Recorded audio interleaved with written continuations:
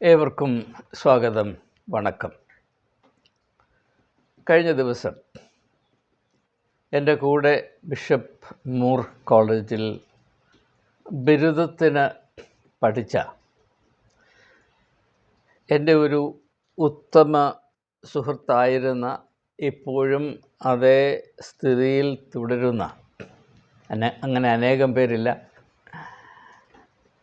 ഞാൻ സ്നേഹിക്കുന്ന ഒരു വ്യക്തി ഫോണിൽ കൂടെ ഒരു ചോദ്യം പങ്കിട്ടത് എന്നെ ചിന്തിപ്പിക്കുവാൻ ഇടയായതാണ് ഈ വീഡിയോയുടെ ജനനത്തിൻ്റെ പശ്ചാത്തലം. അദ്ദേഹത്തിൻ്റെ വ്യക്തിപരമായ വിശദാംശങ്ങൾ, ഡീറ്റെയിൽസ് വെളിപ്പെടുത്തേണ്ട ആവശ്യമില്ലല്ലോ. അദ്ദേഹം ചോദിച്ചത് ഇപ്രകാരമാണ്: സ്ത്രീ പുരുഷ ബന്ധത്തിൽ, ഭാര്യ ഭർത്തൃ ബന്ധത്തിൽ പുരുഷൻ്റെ ആധിപത്യത്തെ സംബന്ധിച്ച് വേദപുസ്തക വെളിച്ചത്തിൽ താങ്കളുടെ നിലപാടെന്താണ്? താങ്കൾ അതിനെ, അതായത് ഞാൻ അതിനെ എങ്ങനെയാണ് മനസ്സിലാക്കിയിരിക്കുന്നത്? ഇതാണ് അദ്ദേഹത്തിൻ്റെ ചോദ്യം. അദ്ദേഹം ഇത് ചോദിക്കാൻ കാര്യം, ഈ വിഷയത്തെപ്പറ്റി, ഭാര്യ ഭർത്തൃ ബന്ധത്തെപ്പറ്റിയും കുടുംബത്തിൻ്റെ വിവിധമായ വശങ്ങളെപ്പറ്റിയും അതിലടങ്ങിയിരിക്കുന്ന പ്രശ്നങ്ങളെപ്പറ്റി അദ്ദേഹം ഒരു പുസ്തകം എഴുതിക്കൊണ്ടിരിക്കുകയാണ്. അപ്പോൾ വളരെ ഗൗരവമേറിയ ഒരു സാഹചര്യത്തിൽ, അല്ലെങ്കിൽ വളരെ അർത്ഥവത്തായ, ശ്രദ്ധേയമായ, ബഹുമാന്യം അർഹിക്കുന്ന ഒരവസ്ഥയിൽ നിന്നുകൊണ്ടാണ് അദ്ദേഹം ഈ ചോദ്യം ഉന്നയിച്ചത് എന്നത് എന്നെ നന്നേ സന്തോഷിപ്പിച്ചു. ജീവിത യാഥാർത്ഥ്യങ്ങളിലൂടെ ദൈവഹിതം തിരിച്ചറിയുവാൻ അന്വേഷണം നടത്തുന്ന ഏവരും അതിമഹനീയമായ ഒരവസ്ഥയിലാണ്, അനുഗ്രഹിക്കപ്പെട്ട അവസ്ഥയിലാണ് എന്ന് ആത്മാർത്ഥമായി വിശ്വസിക്കുന്ന ഒരു വ്യക്തി എന്ന നിലയിൽ എനിക്ക് എൻ്റെ സുഹൃത്തിനോട് പൂർവാധികമായ സന്തോഷവും ബഹുമാനവും തോന്നി എന്നത് ഒരു യാഥാർത്ഥ്യമാണ്. ദൈവം അദ്ദേഹത്തെ അനുഗ്രഹിക്കട്ടെ. അദ്ദേഹം ഏർപ്പെട്ടിരിക്കുന്ന ഈ സൽക്രിയയിൽ പരിശുദ്ധാത്മാവിൻ്റെ സഹായം കലവറയില്ലാതെ ഉണ്ടാകട്ടെ എന്ന് ആശംസിച്ചുകൊണ്ട്, അദ്ദേഹത്തോട് പറഞ്ഞതും പറയാൻ കഴിയാതെ പോയതുമായ ചില കാര്യങ്ങൾ ഈ വീഡിയോയിൽ കൂടെ അദ്ദേഹത്തോടും ഈ ടെമ്പിൾ ഓഫ് തോട്ട്സ് എന്ന യൂട്യൂബ് കൂട്ടായ്മയിൽ പങ്കെടുക്കുന്ന ഏവരോടും, ഇത് സാർവലൗകികമായ പ്രസക്തിയുള്ളൊരു വിഷയമാകയാൽ ചില കാര്യങ്ങൾ, ചില ചിന്താശകലങ്ങൾ പങ്കിടുവാൻ ഈ അവസരം ഞാൻ ഉപയോഗിക്കുകയാണ്. എനിക്ക് ആദ്യമേ പറയാനുള്ളത്, ഏതെങ്കിലും വിഷയത്തെപ്പറ്റി വേദപുസ്തക അടിസ്ഥാനത്തിൽ ചിന്തിക്കുമ്പോൾ നാം പാലിക്കേണ്ട ഒരു അച്ചടക്കമുണ്ട്. അതെന്താണ്? സാധാരണഗതിയിൽ ആളുകൾ വേദപുസ്തകത്തെ ആശ്രയിക്കുന്നത് അവരുടെ നിലപാടെന്താണ്, അവരുടെ ചിന്താഗതി എന്താണ് എന്നതിനെ ന്യായീകരിക്കാൻ വേദപുസ്തകത്തിൽ എന്തെങ്കിലും സാമഗ്രികളുണ്ടോ, ഉദവികളുണ്ടോ എന്നന്വേഷിച്ചിട്ടാണ്. എന്നാൽ അങ്ങനെ അന്വേഷിക്കുന്നത് കൊണ്ട് നമുക്ക് യാതൊരു പ്രയോജനവുമില്ല. അത് നമ്മുടെ നിലപാടിനെ ഒന്നുകൂടെ ഉറപ്പിക്കാൻ സഹായിക്കും. പക്ഷേ അത് ദീർഘവീക്ഷണത്തിൽ നാം പരിഗണിക്കുമ്പോൾ നമുക്ക് ലാഭമല്ല, നഷ്ടമാണ് എന്ന് അനുഭവത്തിൽ കൂടെ എനിക്ക് സാക്ഷീകരിക്കാൻ കഴിയും. ഞാനും ഇങ്ങനെയുള്ള മണ്ടത്തരങ്ങൾ ചെയ്തവനാണ്. ഈ മണ്ടത്തരത്തിൽ കൂടെ ബുദ്ധിശൂന്യമായ അവസ്ഥയെ അല്പമൊന്ന് അതിജീവിക്കുവാൻ സർവശക്തനായ ദയാലുവായ ദൈവം ഇടയാക്കി എന്ന് വിനയമായി ഞാൻ സമ്മതിച്ചുകൊള്ളട്ടെ. അപ്പോൾ നാം വേദപുസ്തകത്തെ ആശ്രയിക്കുന്നു എന്ന് പറയുമ്പോൾ അത് ആത്യന്തികമായ സത്യത്തെ അന്വേഷിക്കുന്നതിന് ഉള്ള നമ്മുടെ യാത്രയിൽ നമുക്ക് വഴികാട്ടിയായിട്ട് മാത്രമാണ് ഉപയോഗിക്കേണ്ടത്. സങ്കീർത്തനം 119:105 വാക്യത്തിൽ, നിൻ്റെ വചനം എൻ്റെ കാലിന് ദീപം, എൻ്റെ പാതയ്ക്ക് പ്രകാശമെന്ന് പറയുമ്പോൾ, നടന്നു പോകുന്ന, അതായത് നിരന്തരം അന്വേഷിച്ച് മുൻപോട്ട് പോകുമ്പോൾ നമ്മെ ആ പ്രക്രിയയിലും ആ അച്ചടക്കത്തിലും സഹായിക്കാനായി നിയമിച്ചാക്കിയിരിക്കുന്ന ഒരു ഉപാധിയാണ് വേദപുസ്തകം എന്ന് പറയുന്നത്.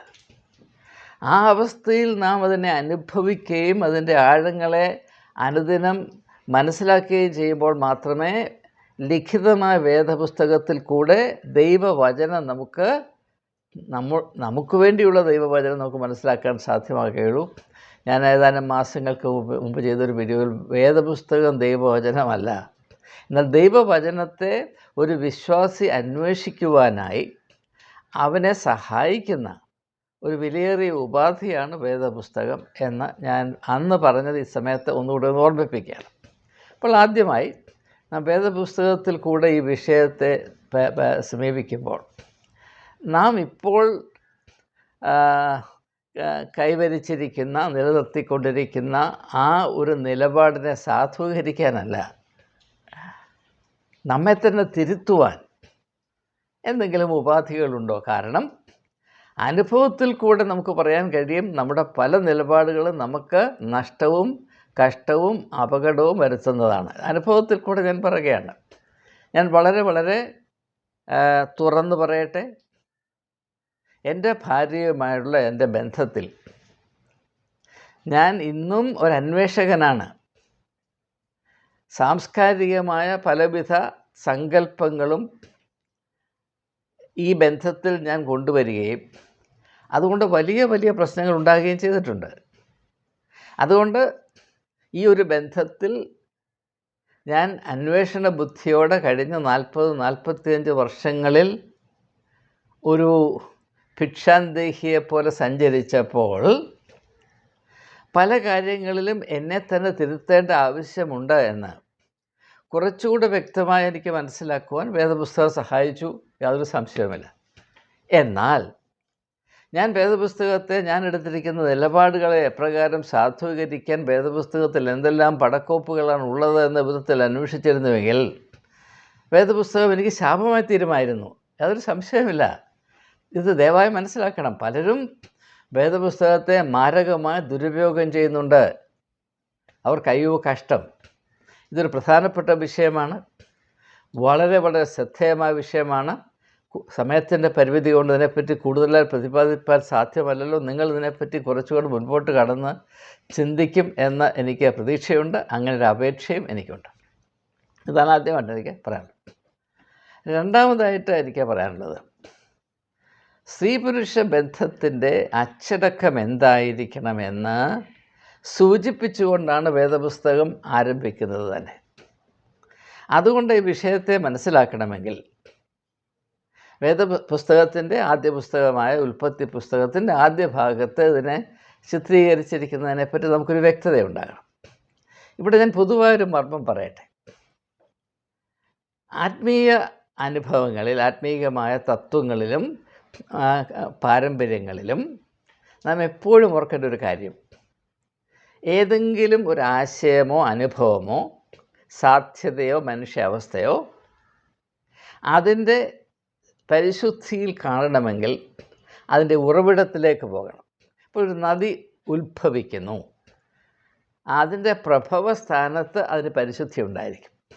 എന്നാൽ അത് ഒഴുകി ഒഴുകി ഒഴുകി ഒഴുകി വരുമ്പോൾ കാലക്രമേണ ഒഴുകി വന്ന ഓരോ സ്ഥലങ്ങളും താണ്ടി വരുമ്പോൾ പലവിധമായ മാലിന്യങ്ങളും പേറിക്കൊണ്ടാണ് ഈ നദി വരുന്നത്. അതെല്ലാം നദിയുടെ ഭാഗമാണ്, പക്ഷേ അതെല്ലാം നമുക്ക് ഗുണം ചെയ്യുന്നതല്ല. അതുപോലെ തന്നെയാണ് ആത്മീയമായ പാരമ്പര്യം. അതുകൊണ്ട് ഈ ഒരു വിഷയത്തെപ്പറ്റി വേദപുസ്തകത്തിൻ്റെ ആദ്യ ഭാഗത്ത് എന്താണ് സൂചിപ്പിക്കുന്നത് നാം മനസ്സിലാക്കണം. അത് അല്പം ഒന്ന് ചെയ്യാൻ പോകുകയാണ്. ഉൽപ്പത്തി പുസ്തകം 1-ാം അധ്യായത്തിലും 2-ാം അധ്യായത്തിലും ഇതിനെപ്പറ്റി നമുക്ക് നൽകപ്പെട്ടിരിക്കുന്ന അറിവുകൾ, വെളിപ്പാടുകൾ എന്താണ്? ആദ്യമായി 1-ാം അധ്യായത്തിൻ്റെ 27-ാം വാക്യത്തിൽ പറയുന്നത്, ദൈവം അവരെ ആണും പെണ്ണുമായി സൃഷ്ടിച്ചു എന്നാണ് പറയുന്നത്. ആണും പെണ്ണുമായി സൃഷ്ടിച്ചു. ഇതിന് ഒരു പക്ഷേ സാധാരണ ആളുകൾക്ക് അറിയാൻ മേത്തൊരു വിവക്ഷയുണ്ട്. അത് ഞാൻ പറഞ്ഞ ഒരു പക്ഷേ നിങ്ങൾ അത്ഭുതപ്പെട്ടു പോകും. ഇതിൻ്റെ ഒരു സാധ്യത എന്ന് പറയുന്നത്, ആദ്യ സൃഷ്ടി ആണും പെണ്ണും ഒന്നായിരുന്നു, മനുഷ്യനും നാലുകാലിയായിരുന്നു, അതിൽ ആണും പെണ്ണും ഒന്ന് ഒരുപോലെ ഒരേ ഒരു സങ്കല്പമായിരുന്നു എന്ന ഒരു ഒരു വിവർത്തനമുണ്ട്, ഒരു ഇൻ്റർപ്രിട്ടേഷനുണ്ട്. അത് വാസ്തവത്തിൽ നരവംശാസ്ത്രത്തിലുമുണ്ട്, ആന്ത്രോപോളജിയിലുമുണ്ട്. മനുഷ്യൻ ആദ്യമായി സ്ത്രീയും പുരുഷനും രണ്ടായിരുന്നില്ല, ശാരീരികമായി അവർ ഒന്നായിരുന്നു. പിന്നെയാണ് അത് പരിണാമത്തിൻ്റെ ഫലമായി വേറിട്ട് വ്യക്തികളായി, വ്യത്യസ്ത വ്യക്തികളായി രൂപാന്തരം പ്രാപിച്ചത് എന്ന ഒരു തിയറിയുണ്ട്. അത് ഞാനൊന്ന് സൂചിപ്പിക്കുന്നുവെന്ന് മാത്രം. അതിനെപ്പറ്റി നിങ്ങൾ മുൻപോട്ട് ചിന്തിക്കണം.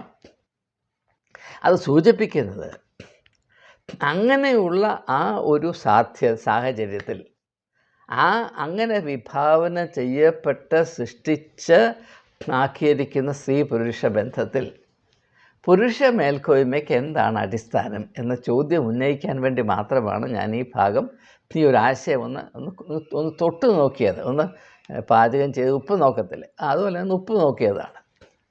അതിനെപ്പറ്റി വളരെ വളരെ വളരെ വളരെ കാര്യങ്ങൾ ഒരുപക്ഷെ പറഞ്ഞു തന്നിരുന്നാൽ നാളെ വരെ പറയേണ്ട കാര്യങ്ങളുണ്ട്. ഉപ്പ് നോക്കിയാൽ മതി. ഇപ്പോൾ അതവിടെ നിൽക്കട്ടെ. രണ്ടാമതായിട്ട് നാം കാണുന്നത്, വളരെ കൃത്യമായി അവിടെ രേഖപ്പെടുത്തിയിരിക്കുന്നു, പുരുഷൻ ഏകനായിരിക്കുന്നത് നന്നല്ല. പുരുഷൻ രണ്ടാം അധ്യായത്തിൻ്റെ 18-ാം വാക്യം, പുരുഷൻ ഏകനായിരിക്കുന്നത് നന്നല്ല, അതുകൊണ്ട് ഞാൻ അവന് തക്കതായൊരു തുണ നൽകും.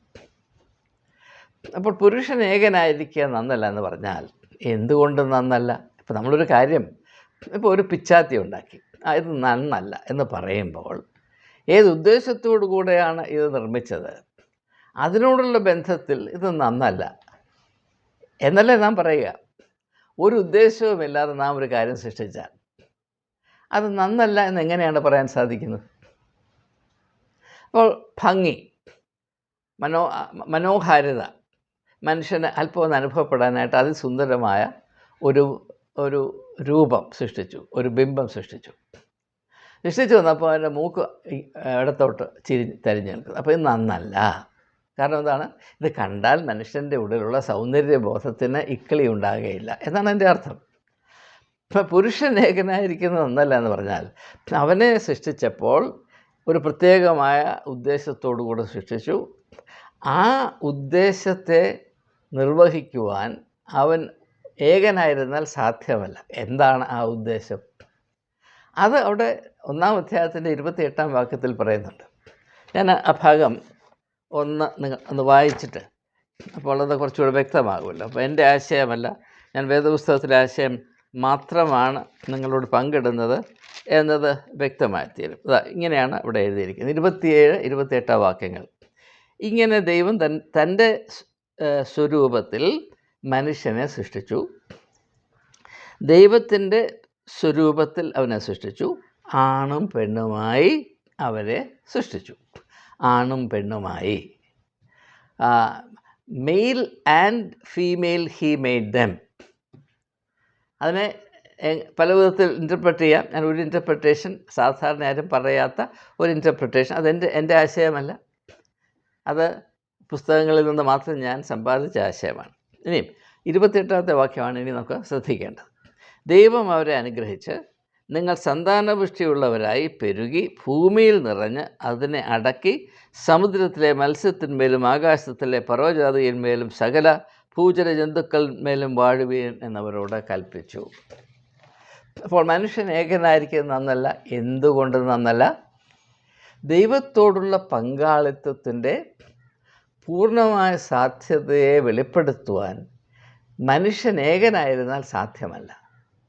അപ്പോൾ ഒരു കാര്യം വളരെ വ്യക്തമാണ്, ദൈവം മനുഷ്യരെ സൃഷ്ടിച്ചത് ദൈവത്തോടുള്ള പങ്കാളിത്തത്തിൽ ജീവിക്കുവാനും പ്രവർത്തിക്കുവാനുമാണ്. ആ പങ്കാളിത്തത്തിൻ്റെ ഉദ്ദേശം എന്താണ്? അതോടെ പറയുന്നുണ്ട്, നിങ്ങൾ ഭൂമിയിൽ പെറ്റ് പെരുകുവീൻ, അതിൻ്റെ മേൽ ആധിപത്യം നടത്തുവീൻ. നമുക്കറിയാം, ഒരു പുരുഷൻ അവൻ എത്ര മിടുക്കനാണെങ്കിലും, ഇപ്പം അമേരിക്കൻ പ്രസിഡൻറ്റ് ട്രംപ് ആണെങ്കിലും സ്വന്തമായിട്ട് പ്രസവിക്കാൻ സാധ്യമല്ല. ഒരു കുഞ്ഞിനെ വേണമെങ്കിൽ ട്രംപിന് പോലും ഒരു സ്ത്രീയെ ആവശ്യമുണ്ട്. അതിന് യാതൊരു മാറ്റവുമില്ല.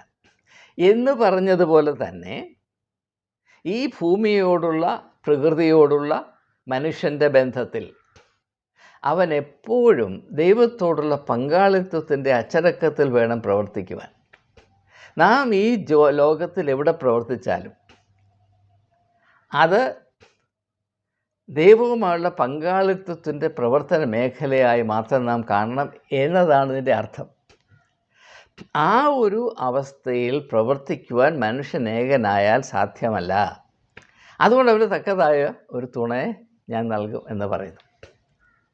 അപ്പോൾ അങ്ങനെ ദൈവവുമായുള്ള പങ്കാളിത്തത്തിൽ പ്രവർത്തിക്കുവാൻ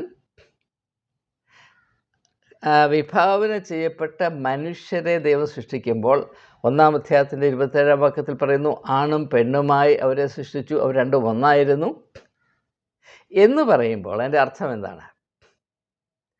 സ്ത്രീ പുരുഷ ബന്ധം അതിൻ്റെ ആത്മീകമായ പരിശുദ്ധിയിലും ആരോഗ്യത്തിലും നിലനിന്നാൽ മാത്രമേ സ്ത്രീക്കും പുരുഷനും ദൈവത്തോടുള്ള പങ്കാളിത്തത്തിൽ ഈ ലോകത്തിൽ വസിക്കുവാനും പ്രവർത്തിക്കുവാനും സാധ്യമാകുകയുള്ളൂ എന്നതാണ് എൻ്റെ അർത്ഥം.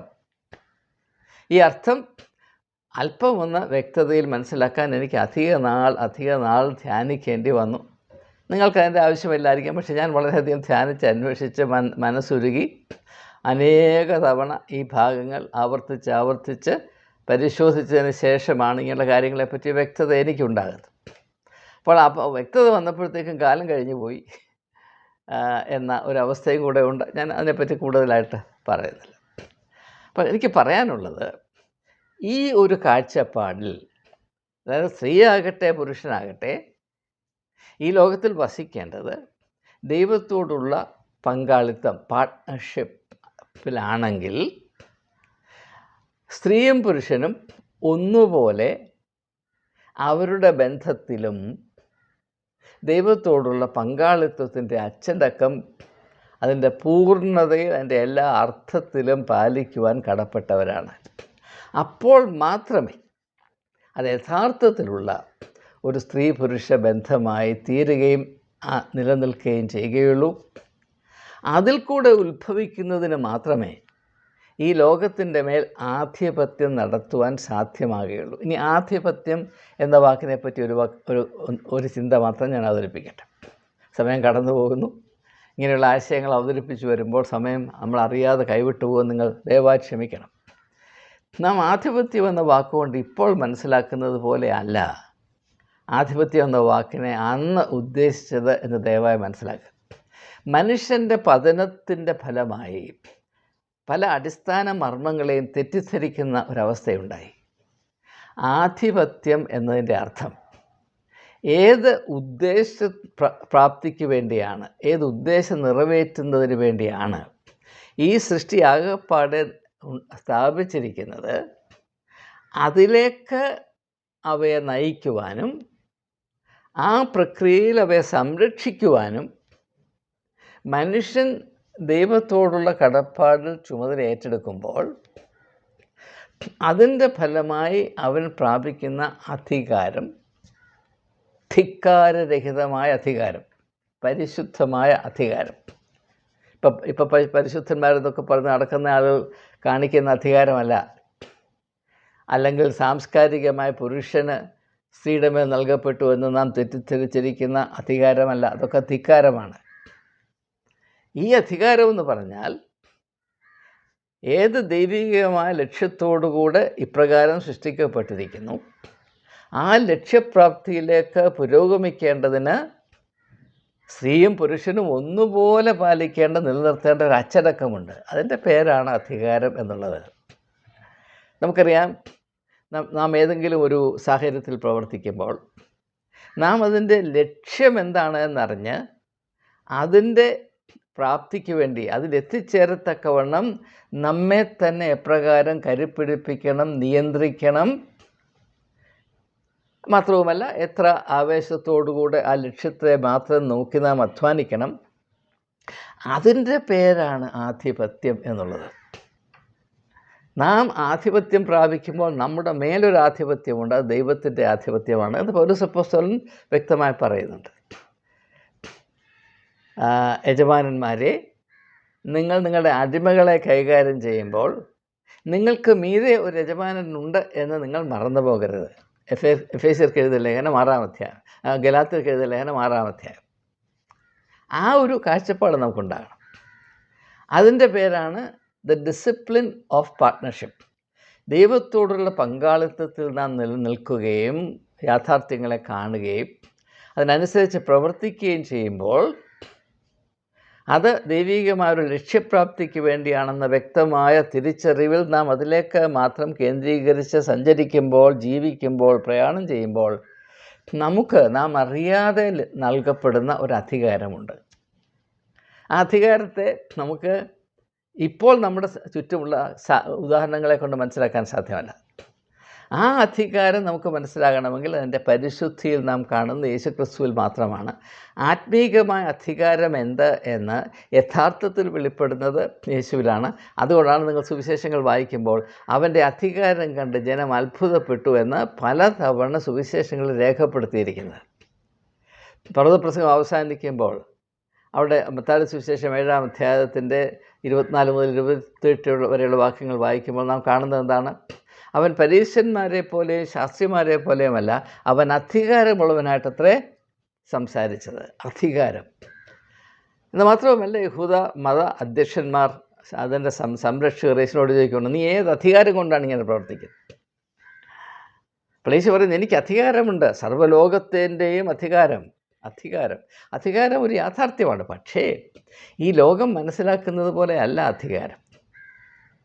അപ്രകാരമുള്ള അധികാരം ഉണ്ടെങ്കിൽ മാത്രമേ ആത്മീകമായ ലക്ഷ്യത്തിലേക്ക് നമുക്ക് അനവരതം പ്രയാണം ചെയ്യാൻ സാധ്യമാകുകയുള്ളൂ. അതെന്താണോ അതാണ് വാസ്തവത്തിൽ അധികാരം. ബാക്കിയുള്ളതൊക്കെ ധിക്കാരമാണ്. ഈ വ്യത്യാസം അറിയാൻ വയ്യാത്തത് കൊണ്ടാണ് സഭാ നേതാക്കന്മാർ അവിടെ പ്രവൃത്തി കാണുമ്പോൾ നാം അന്താളിച്ചു പോകുന്നത്. അവർക്കിത് ഈ വ്യത്യാസം പറഞ്ഞു. അധികാരം എന്താണെന്നും ആത്മീകമായ അധികാരം എന്താണെന്നും ധിക്കാരം എന്താണെന്നും അത് തമ്മിലുള്ള വ്യത്യാസം എന്താണെന്ന് തിരിച്ചറിയാത്തവരാണ് ബഹുഭൂരിപക്ഷം ആളുകളും എന്ന സങ്കടം ഇതെൻ്റെ ജീവിതത്തിൽ വന്ന പാളിച്ചകളെ ആസ്പദമാക്കിയാണ് ഞാൻ സംസാരിക്കുന്നത്. ഞാനൊരു ഉന്നതമായ ഒരു മാളികയുടെ മുകളിൽ കയറിയെന്ന് സംസാരിക്കുകയല്ല. ഇത് അനുഭവത്തിൽ അനേക പാളിച്ചകളുടെ വെളിച്ചത്തിൽ ഞാൻ മനസ്സിലാക്കിയ ആത്മീയ യാഥാർത്ഥ്യമാണ്. അപ്പോൾ ഇത് നാം വ്യക്തമായി മനസ്സിലാക്കുക. അപ്പോൾ പുരുഷന് ആധിപത്യമുണ്ടോ? ഉണ്ട്. എന്നാൽ ആധിപത്യം എന്ന വാക്കിൻ്റെ അർത്ഥം എന്താണ്? അത് ആത്മീയമാണോ സാംസ്കാരികമാണോ? അത് ദൈവികമാണോ ഭൗതികമാണോ? നാം ആ അധികാരത്തെ എപ്രകാരമാണ് മനസ്സിലാക്കുക. ഇനി കൂടുതലായി ഈ ഭാഗത്തേക്ക് മുമ്പോട്ട് പോകുന്നതിന് മുൻപ് അധികാരത്തിൻ്റെ ആവശ്യം എന്താണ്?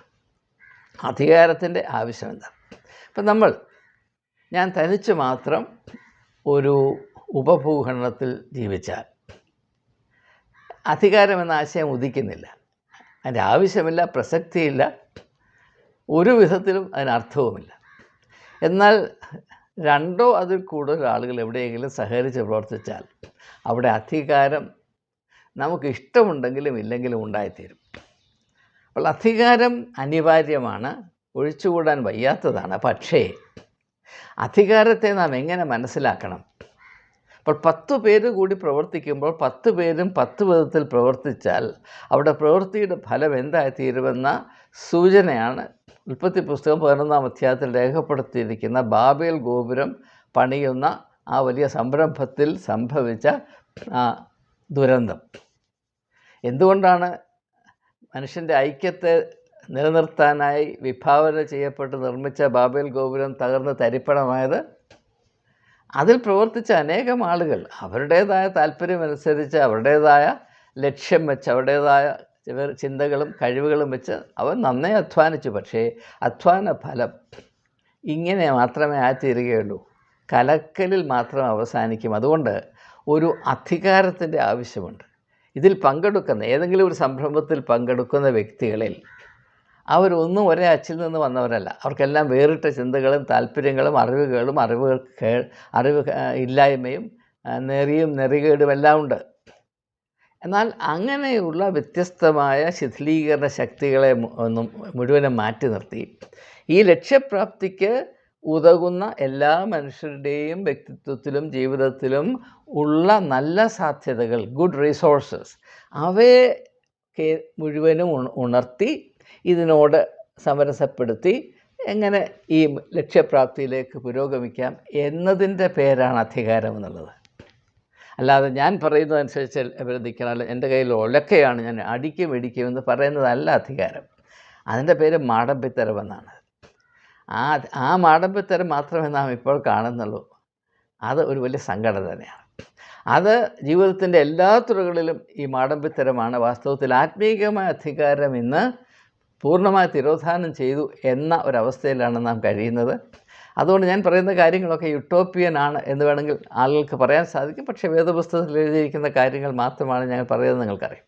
ഇനി ഇപ്പോൾ സ്ത്രീ പുരുഷ ബന്ധത്തിൽ അധികാരം എന്ന ഒരു യാഥാർത്ഥ്യമുണ്ട്. അപ്പോൾ ഭാര്യയും ഭർത്താവും രണ്ടുപേരും രണ്ട് വഴിക്ക് വലിച്ചുകൊണ്ടിരുന്നാൽ എന്ത് ചെയ്യും? ഈ കുടുംബജീവിതം എന്ന് പറഞ്ഞ കാളവണ്ടിയിൽ ഭർത്താവ് അങ്ങോട്ട് വലിക്കുമ്പോൾ ഭാര്യ ഇങ്ങോട്ട്, ഇങ്ങനെയാണ് ബഹുഭൂരിപക്ഷം വീടുകളിലും ഈ കാളവണ്ടി അങ്ങോട്ടും ഇങ്ങോട്ടും വലിച്ചുകൊണ്ടിരിക്കുകയാണ്. കാളവണ്ടിയുടെ വീല് പോയി കിടക്കുകയാണ്. അത് ഒരു യാഥാർത്ഥ്യമാണ്. അപ്പോൾ അത് തീർച്ചയായും നമുക്ക് ആർക്കും നന്മ ചെയ്യുന്ന കാര്യമല്ല. ഞാനും ഈ കാളവണ്ടിയിൽ അങ്ങോട്ടും ഇങ്ങോട്ടും കുറച്ച് വലിച്ചവനാണ്. അതുകൊണ്ട് അനുഭവത്തിൽ നിന്ന് എനിക്ക് നിങ്ങളോട് പറയാൻ കഴിയും, ഇത് യാതൊരു അർത്ഥവുമില്ല. ഇത് നമ്മുടെ പരാജയത്തിൻ്റെ വഴി മാത്രമാണ്. ഈ വഴിയിൽ യാതൊരു നേട്ടവും ഉണ്ടാകുകയില്ല. ഭാര്യാഭർത്തൃ ബന്ധത്തിലെ നരകം എന്താണെന്ന് ചോദിച്ചാൽ, ഈ കുടുംബം എന്ന കാളവണ്ടിയിൽ കെട്ടിയിരിക്കുന്ന ഭാര്യയും ഭർത്താവും, ഒരുത്തൻ കിഴക്കോട്ട് ഒരുത്തൻ പടിഞ്ഞാറോട്ട്. അതിൻ്റെ സഭാപരമായ ആവിഷ്കാരമാണ് സീറോ മലബാർ സഭയിൽ കുർബാന നടക്കുമ്പോൾ, ദിവ്യബലി നടക്കുമ്പോൾ പുരോഹിതൻ കിഴക്കോട്ടെന്ന് പറയുമ്പോൾ ജനം പടിഞ്ഞാറോട്ട്, അല്ല പുരോഹിതൻ പടിഞ്ഞാറോട്ട് എന്ന് പറഞ്ഞാൽ ജനം കിഴക്കോട്ട്.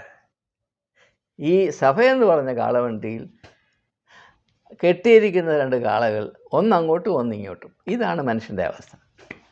ദൈവികമായ അച്ചടക്കമില്ലാതെ ആളുകൾ കൂടി വന്ന് അതുകൊണ്ട് വലിയ സംവിധാനത്തിൻ്റെ അംഗങ്ങളാണ് ഞങ്ങളെന്നൊക്കെ പറഞ്ഞ് കുറേ വസ്തുക്കളൊക്കെ സമ്പാദിച്ച് ഭൗതികമായ നേട്ടങ്ങളൊക്കെ പ്രാപിച്ച് ഈ രണ്ട് മൂരിക്കുട്ടന്മാർ അങ്ങോട്ടും ഇങ്ങോട്ടും വലിക്കുന്ന ഈ അർത്ഥശൂന്യമായ മർമ്മഭേദകമായ യാഥാർത്ഥ്യത്തെ നാം തിരിച്ചറിയണം. ഇത് സീറോ മലബാർ സഭയിലല്ല, അവിടെ അരങ്ങേറിക്കൊണ്ടേയിരിക്കുന്ന ഈ ദുരന്ത നാടകം എല്ലാ ക്രിസ്തീയ ഭവനങ്ങളിലും ആവർത്തിച്ചു കൊണ്ടിരിക്കുന്നു. അതിനപൂർവം അവിടെയും ഇവിടെയും ചില എക്സെപ്ഷൻസ് ഉണ്ട്. അങ്ങനെ അല്ലാത്ത അവസ്ഥയിൽ കഴിയുന്നത് വളരെ സന്തോഷമായി ദൈവികമായ സന്തോഷം അനുഭവിച്ച് കഴിയുന്ന ചില ദമ്പതിമാരുണ്ട്. അത് വളരെ വളരെ അപൂർവമാണ്, വളരെ അപൂർവമാണ്, വളരെ അപൂർവമാണ്. അപ്പോൾ ഇനി ആധിപത്യം ഒരു ഇപ്പോൾ അത് പുരുഷന് തന്നെ ആകണമെന്നില്ല. എനിക്ക് എവരോടും പറയാനുള്ളത്, ആധിപത്യം ആവശ്യമാണ്. 2 or 3 പേർ എവിടെ കൂടി വന്നാലും അവിടെ ഒരു ആധിപത്യം ഉണ്ടായിരിക്കണം. പക്ഷേ ആധിപത്യം ഭൗതികമാകരുത്. ഭൗതികമായ ആധിപത്യത്തിൻ്റെ പരിണതഫലം അടിമത്വമാണ്. അത് മാത്രമാണ് നാം ഇപ്പോൾ അനുഭവിച്ചു കൊണ്ടിരിക്കുന്നത്, പ്രത്യേകിച്ച് മതത്തിൻ്റെ മേഖലയിൽ. ആത്മീകമായ ആധിപത്യത്തിൻ്റെ പരിണതഫലം നിവൃത്തിയായി, ഫുൾഫിൽമെൻറ്റ്.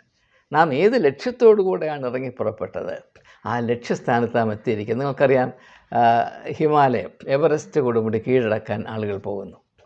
ടെൻസിംഗ് ഹിലാരി അങ്ങനെ ആദ്യം അവിടെ കയറിച്ച് നമുക്കറിയാം. അവരവിടെ ചെന്ന് കഴിയുമ്പോൾ അവരുടെ നിർവൃതി എന്തായിരിക്കും?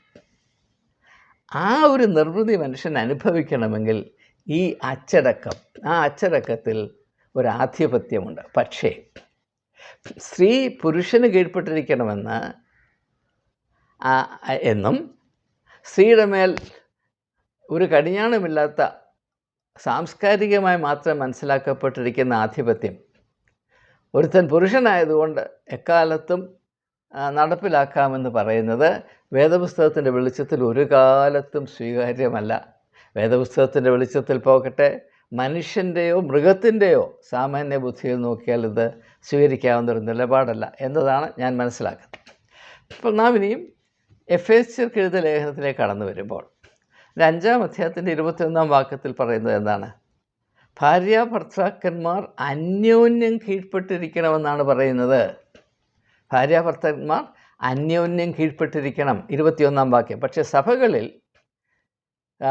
വിവാഹത്തിൻ്റെ ചടങ്ങ് നടക്കുമ്പോൾ അവിടെ വേദപുസ്തകം വായിക്കുന്ന സമയത്ത് എഫേസ്യർക്ക് എഴുതിയ ലേഖനത്തിൽ നിൻ്റെ 5-ാം അധ്യായത്തിൽ നിന്ന് വായിക്കുമ്പോൾ ഒരിക്കലും 21 തുടങ്ങത്തില്ല, 22 തുടങ്ങത്തുള്ളൂ. അത് നിങ്ങൾ ശ്രദ്ധിച്ച് നോക്കൂ. ഞാൻ പങ്കെടുത്ത എല്ലാ വിവാഹ ചടങ്ങുകളിലും ഈ ഭാഗം വായിക്കുമ്പോൾ എഫേസ്യർക്ക് എഴുതിയ ലേഖനം 5-ാം അധ്യായത്തിൻ്റെ 22 മുതലുള്ള വാക്യങ്ങളാണ് വായിച്ചു തുടങ്ങുന്നത്. എന്നാൽ പ്രത്യേകം വായിക്കേണ്ടത് 21-ാമത്തെ വാക്യമാണ്. സ്ത്രീയും പുരുഷനും ക്രിസ്തുവിലെന്നതുപോലെ, പ്രത്യേകമാണ് ശ്രദ്ധിക്കുക, ക്രിസ്തുവിലെന്ന പോലെ പരസ്പരം കീഴ്പ്പെട്ടിരിപ്പീൻ. ആ കീഴ്പ്പെടലിൻ്റെ അച്ചടക്കത്തിൽ പുരുഷൻ നിർവഹിക്കുന്ന കടമയുടെ പേരാണ് ആധിപത്യം എന്നുള്ളത്. ആ ആധിപത്യത്തിൻ്റെ ലക്ഷ്യം എന്താണ്? ക്രിസ്തു തൻ്റെ സഭയെ സ്നേഹിച്ചതുപോലെ. ക്രിസ്തു എങ്ങനെയാണ് സഭയെ സ്നേഹിക്കുന്നത്? കളങ്കമില്ലാത്ത മണവാട്ടിയായ ദൈവത്തിൻ്റെ സന്നിധിയിൽ സഭയെ എക്കാലത്തും സംരക്ഷിക്കുന്നതിന് വേണ്ടിയാണ് യേശു സഭയെ സ്നേഹിച്ചത്. അതുപോലെ പുരുഷൻ അവൻ്റെ ഭാര്യയെ സ്നേഹിക്കണമെന്ന് പറയുമ്പോൾ അവിടെ പുരുഷ മേൽക്കോയ്മയ്ക്ക് എവിടെയാണ് സ്ഥാനം? നിങ്ങളൊന്ന് ചിന്തിച്ച് നോക്കാം. അപ്പോൾ ഒരു കാര്യം എനിക്ക് വ്യക്തമാണ്. സ്ത്രീ പുരുഷ ബന്ധം വേദപുസ്തകം വിഭാവന ചെയ്യുമ്പോൾ അവിടെ സാംസ്കാരിക സ്രോതസ്സിൽ നിന്ന് ഉദിക്കുന്ന വെറും ഭൗതികവും മൃഗീയവുമായ ഒരു സങ്കല്പം, പുരുഷനായതുകൊണ്ട് അവൻ്റെ കാൽ സ്ത്രീയുടെ തലയിൽ, പുരുഷൻ സ്ത്രീയുടെ തലയാണ് എന്നൊക്കെ പറയുന്ന ഈ കാര്യത്തിന് യാതൊരു സാധൂകരണവും ജസ്റ്റിഫിക്കേഷനും വേദപുസ്തകത്തിലില്ല. പിന്നെ എന്ന് പറയുമ്പോൾ പലരും എന്നോട് പറയുന്നൊരു കാര്യം, പൗലോസ് അപ്പോസ്തലൻ പലയിടങ്ങളിൽ തൻ്റെ ലേഖനങ്ങളിൽ പറഞ്ഞിട്ടില്ലേ, സ്ത്രീകൾ കീഴടങ്ങിയിരിക്കണം, സ്ത്രീകൾ സഭയിൽ മിണ്ടാതിരിക്കണം, ഭാര്യമാരെ ഭർത്തന്മാർക്ക് കീഴടങ്ങി. പൗലോസ് അപ്പോസ്തലൻ്റെ എഴുത്തുകൾ നാം വായിക്കുമ്പോൾ ഒരു കാര്യം ദയവായി ഓർത്തിരിക്കണം. അത് പൗലോസ് അപ്പോസ്തലൻ തന്നെ വെളിപ്പെടുത്തിയിട്ടുണ്ട്. അതാ രസം. അദ്ദേഹം പറയുന്നത് 2 തരത്തിലുള്ള ആശയങ്ങൾ നിങ്ങൾ ഈ ലേഖനങ്ങളിൽ കാണാൻ കഴിയും. ഒന്ന്, എൻ്റെ അഭിപ്രായങ്ങൾ സാംസ്കാരികമായ ആ ഘടകങ്ങൾ സ്വാധീനം എന്നിലുള്ളത് കൊണ്ട് ഞാൻ പറയുന്നതാണ്. ഉദാഹരണമായിട്ട് സ്ത്രീകൾ അവിടെ തല മൂടണമെന്നത് സാംസ്കാരികമായൊരു നിബന്ധനയാണ്. അല്ലാതെ നടക്കുന്നവർ വേശ്യകളാണ് എന്ന് ധരിച്ചൊരു കാലഘട്ടത്തിൽ എഴുതപ്പെടുന്ന ലേഖനങ്ങളിൽ നിങ്ങൾ തല മൂടാതെ നടന്നുകൊള്ളുവിൻ എന്ന ഉപദേശം ആരും നൽകുകയില്ല. അപ്പോൾ എൻ്റെ ഉപദേശങ്ങൾ, എൻ്റെ അഭിപ്രായങ്ങൾ, ഒപ്പീനിയൻ, നാം മനസ്സിലാക്കേണ്ട ഒരു കാര്യം, ഈ അഭിപ്രായങ്ങൾ അല്ലെങ്കിൽ ഒപ്പീനിയൻസ് എന്ന് പറയുന്നത് എപ്പോഴും റിലേറ്റീവായിരിക്കും, സാംസ്കാരികമായിരിക്കും. നാം ഏത് കാലഘട്ടത്തിൽ ഏത് സമൂഹത്തിൽ വസിക്കുന്നുവോ അതിൻ്റെ ചുവയുള്ള, അതിൻ്റെ ആ സ്രോതസ്സിൽ നിന്ന് നമുക്ക് അബ്സോർബ് ചെയ്യാൻ കഴിയുന്ന കാര്യങ്ങൾ മാത്രമാണ് ഈ അഭിപ്രായങ്ങൾ അല്ലെങ്കിൽ ഒപ്പീനിയൻസ് എന്ന് പറയുന്നത്. എന്നാൽ അതല്ലാതെ ഒരു കാലത്തും അസ്തമിക്കാത്ത ആത്മീയ മൂല്യങ്ങൾ, ഈ അഭിപ്രായങ്ങൾ മാറിയും മറിഞ്ഞുമിരിക്കും. ദേ ആർ റിലേറ്റീവ്, ആപേക്ഷികമാണ്, അതിന് സനാതനമായ നിലനിൽപ്പില്ല. എന്നാൽ കാലം എത്ര മാറിയാലും സമൂഹങ്ങൾ എത്ര മാറി മറിഞ്ഞാലും ഒരിക്കലും മാറ്റം വരാത്ത ചില തത്വങ്ങളുണ്ട്. അവയാണ് യേശുക്രിസ്തു വെളിപ്പെടുത്തിയിരിക്കുന്നത്. യേശുക്രിസ്തു വെളിപ്പെടുത്തിയിട്ടുള്ള ഒരു ആദർശങ്ങളും ഒരു കാലത്തും എന്തെല്ലാം സാംസ്കാരികമായ ഏറ്റക്കുറച്ചുകൾ മാറ്റിമറിച്ചിട്ടുണ്ടായാലും അസാധുവായി പോകാത്ത, നിരന്തരമായ പ്രസക്തിയുള്ള, അവസാനിക്കാത്ത അർത്ഥതലങ്ങളുള്ള മനുഷ്യ അവസ്ഥയോട് എപ്പോഴും ഇണചേർന്ന് നിൽക്കുന്ന ആശയങ്ങളാണ് യേശു പഠിപ്പിച്ചിട്ടുള്ളത് എന്നതിനെപ്പറ്റി എനിക്ക് യാതൊരു സംശയമില്ല. അതുകൊണ്ട് ദയവായി മനസ്സിലാക്കുക, നാം ആധിപത്യം എന്ന വാക്ക് ഉപയോഗിക്കുമ്പോൾ പുരുഷനും ഒരു ആധിപത്യത്തിൻ്റെ കീഴിലുള്ളവനാണ്. ആ ആധിപത്യത്തെ ആപേക്ഷികമായി അല്ലെങ്കിൽ ആ ആധിപത്യത്തോടുള്ള ബന്ധത്തിൽ ആത്മാർത്ഥതയിൽ സത്യസന്ധമായി നാം പരസ്പര ബന്ധത്തെ പരിഗണിക്കുമ്പോൾ അവിടെ നാം പറയുന്ന ആധിപത്യം അല്പം പോലുമില്ല, അത് തിരോധാനം ചെയ്തിരിക്കും. ഉദാഹരണമായിട്ട് ഈ ആധിപത്യം എന്ന വാക്ക് അല്ലെങ്കിൽ അത് സൂചിപ്പിക്കുന്ന ആശയം സ്ത്രീയും പുരുഷനും മാത്രം ഒരു ബന്ധത്തിൽ, അതൊരു സ്ട്രെയിറ്റ് ലൈനാണ്. സ്ത്രീ പുരുഷൻ ഇത് തമ്മിലൊരു ഘടിപ്പിക്കുന്ന ഒരു straight line, geometry, straight line. അങ്ങനെ നോക്കുമ്പോൾ ഇവനാണോ വലുത്, ഇവളാണോ വലുത്? അപ്പോൾ സംസ്കാരം പറയും ഇവനാണ് വലുത്, ഇവൾ ഇങ്ങനെ കിടക്കുന്നു. എന്നാൽ വേദപുസ്തകത്തിൻ്റെ ദർശനം ഇതല്ല, സ്ട്രെയിറ്റ് ലൈൻ അല്ല, ഒരു ട്രയാങ്കിളാണ്. ദൈവം സ്ത്രീ പുരുഷൻ, ദൈവം സ്ത്രീ പുരുഷൻ എന്ന് പറയുന്നത് ട്രയാങ്കിളാണ്. നിങ്ങളൊരു ത്രികോണം എടുത്തിട്ട് നോക്കി, അതിനകത്ത് ഇവിടെ ആധിപത്യം വരുന്നു. ഒരു ത്രികോണത്തിൽ അത് പലതരത്തിലുള്ള ത്രികോണം നിങ്ങൾക്കറിയാം. ഏതെങ്കിലും ഒരു ത്രികോണത്തെ നിങ്ങൾ നോക്കിയിട്ട് ഏത് ഭാഗത്തിനാണ് ആധിപത്യമെന്ന് നിങ്ങൾക്ക് ചിന്തിക്കാൻ കഴിയുമോ? ജിയോമെട്രി കൊണ്ട് ഞാൻ നിങ്ങളോട് ചോദിക്കുകയാണ്. ഈ ആധിപത്യം എന്ന സാംസ്കാരികമായി ഇപ്പോൾ മനസ്സിലാക്കിയിരിക്കുന്ന ആശയത്തിൽ കൂടെ നിങ്ങളൊരു ത്രികോണത്തെ, ഒരു ട്രയാങ്കിളിനെ പരിശോധിച്ചാൽ അതിൻ്റെ ഏത് ഭാഗത്തിനാണ് മറ്റു ഭാഗങ്ങളിൽ ആധിപത്യമുള്ളത്? എന്നാൽ അതിൻ്റെ 3 വശങ്ങളിൽ നിങ്ങൾ ഏതെങ്കിലും ഒരു വശം സ്പർശിച്ചാൽ അതിൻ്റെ ആധിപത്യത്തിൽ വേണം മറ്റ് 2 ഘടകങ്ങളും നിൽക്കാൻ എന്ന് പറയുമ്പോൾ നിങ്ങൾ പറയും, അപ്പോൾ ദൈവത്തിന് മനുഷ്യൻ്റെ ആവശ്യമുണ്ടോ? ദൈവം മനുഷ്യൻ്റെ ആധിപത്യം സ്വീകരിക്കുന്നുണ്ടോ? തീർച്ചയായിട്ടും ഉണ്ട്. ദൈവം കഴുതയുടെ ആധിപത്യം സ്വീകരിക്കുന്നു. ആധിപത്യം എന്ന് പറഞ്ഞാൽ ഞാൻ ആദ്യം പറഞ്ഞ അർത്ഥത്തിലാണ്, സാംസ്കാരികമായ അർത്ഥത്തിലല്ല. യേശു യെരൂശലേമിലേക്ക് പോകാനായിട്ട് ഒരു കഴുതയെ ഉപയോഗിച്ചു. അപ്പോൾ അവിടെ ബെഥനി എന്ന ഗ്രാമത്തിൽ പോയാൽ അവിടെ ഒരു കഴുത കെട്ടപ്പെട്ട് കിടക്കും. നിങ്ങളതിനെ അഴിച്ചുകൊണ്ട് വരും. അപ്പോൾ ആരെങ്കിലും നിങ്ങൾ ചോദിച്ചാൽ എന്തിനാണ് ഇത് അഴിക്കുന്നത് ചോദിച്ചാൽ നിങ്ങൾ അവരോട് പറയണം, കർത്താവിന് ഇതിനെക്കൊണ്ട് ആവശ്യമുണ്ട് എന്ന് പറഞ്ഞാൽ തൻ്റെ യെരൂശലേം യാത്രയിൽ യേശു ഒരു കഴുതയുടെ ആധിപത്യം, ആത്മീയമായ ആധിപത്യം. ഇത് ഞാൻ പറയുന്നതിൻ്റെ കാര്യം എന്താണെന്ന് ചോദിച്ചാൽ, പല ക്രിസ്ത്യാനികൾ അയ്യോ ഞാൻ ഏതുമില്ലേ, ഞാൻ ചപ്പും ചവറുമാണ്, ഞാൻ പുഴുവാണ് എന്നൊക്കെ പറഞ്ഞിരിക്കുന്നു.